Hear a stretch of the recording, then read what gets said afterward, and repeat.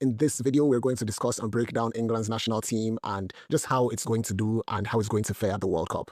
So, in the defense, Thomas Tuchel opted to go for a simple team, the basics. Jordan Pickford was a no-brainer to be chosen. He is supported by James Trafford and Dean Henderson. This gives England a solid goalkeeping base. No surprises there.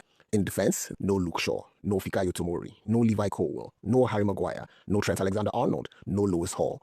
These are all big names and they're excluded. And who are the players that these stars are excluded for? Reece James is kind of a no-brainer. He's a fabulous player, fabulous captain for Chelsea, as is Nico Riley. It would have been a surprise if the Man City star didn't make it into the team. There are questions about certain additions, like Jed Spence, a player who has been mired in the relegation battle for Tottenham Hotspur in the last 2 seasons. Tino Livramento also features. He's a solid addition. Morgehi also features. He's one of the better England defenders. No questions there. John Stones features. He hasn't had the best or most consistent season for Manchester City. His inclusion is probably as a legacy player. Where I have questions are with the inclusion of Jaro Kwanzaa. I do not know why Jaro Kwanzaa is here and Harry Maguire isn't. And Ezri Konsa. There isn't any real problem with Ezri Konsa featuring, but like both featuring and no Harry Maguire, it leaves a certain taste in my mouth. In midfield, the biggest shock is he's not including Phil Foden or Cole Palmer. Now, given their performances this season, no one is really surprised. Thomas Tuchel is definitely going to have to avoid Manchester and coming face to face with Phil Foden's mom. She'll knock the shit out of him.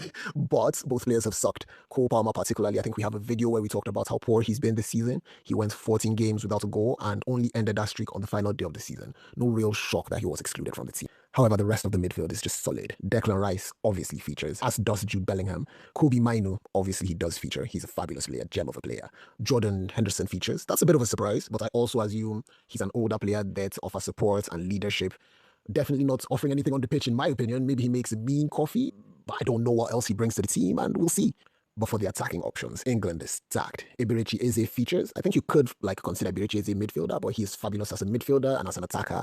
He's still an addition. He's still a blessing to England for the World Cup. Bukayo Saka, 2 English champions with Arsenal. The World Cup is going to have a time. Marcus Rashford makes his return. Fabulous season with Barcelona. Can't wait to see him in the US. Harry Kane obviously features, as does Ivan Toney, who will offer cover for him. Ollie Watkins is also part of the team, and Anthony Gordon. And this is a strong team. It's hard to write off England given how good this team is.